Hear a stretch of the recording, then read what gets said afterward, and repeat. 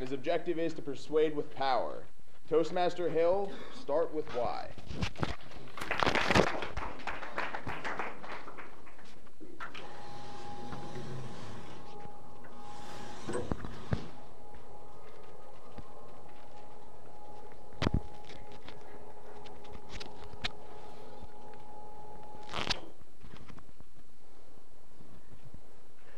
Just give me a second.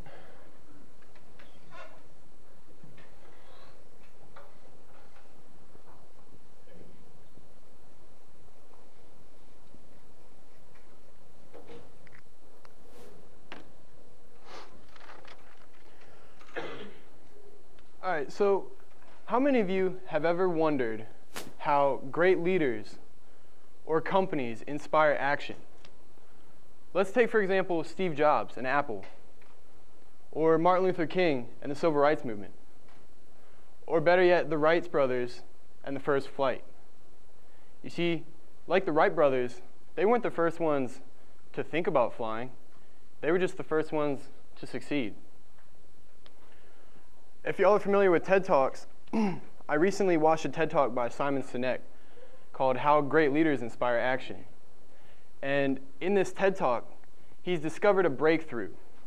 This is his concept that he thought up, where he separates how normal people think from extraordinary people, those great leaders. In order for me to describe this, he came up with a concept called the golden circle. And I'll quickly define these. The what.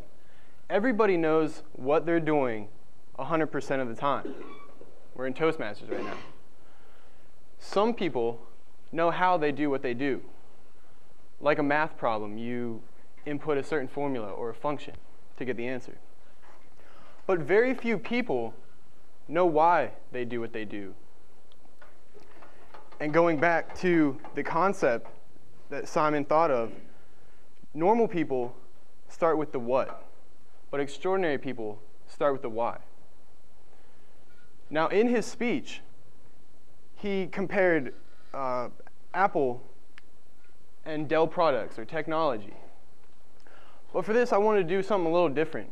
I wanted to compare how cadets at the Citadel are different from our counterparts, say, at COC or USC, some of our other friends that didn't choose that road less traveled.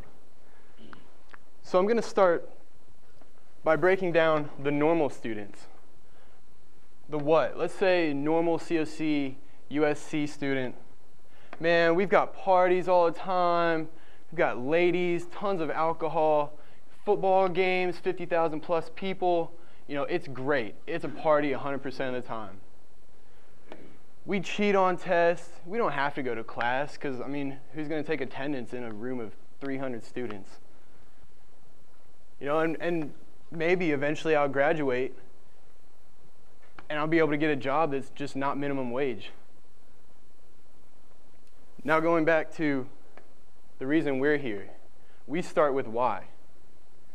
Whenever we graduate, we will have accumulated the skills, the attributes to become principled leaders, and it will make us that much more attractive towards employers and those in which we wish to inspire within our career field.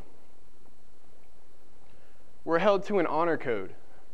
Yeah, there's regulations. If you don't follow them, you get punished.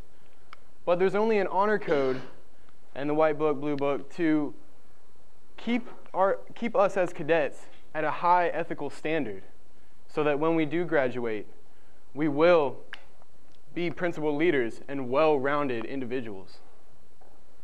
And yes, the what, because of what we go through, sometimes you will have to show up to parades, you will have to have a curfew, wear gray uniforms that no ladies like, and sometimes you'll have to show up to formations. Now, as I reiterate, normal college students start with what? They don't really understand or have projected their future and don't really understand the full reason why they're here or in college.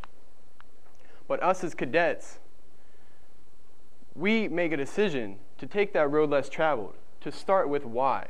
We've all discovered why we're here, or what we want to do when we graduate, because it does take a very high commitment to come here. And as I go back to my examples at the beginning, Martin Luther King, 250,000 people didn't march on Washington solely because he was an African American, but because he was fighting for the rights and the freedoms of his people. He believed in his cause, the why. So as I conclude, cadets, remember why you're here. Strive to inspire others each and every day, and always start with why. Thank you.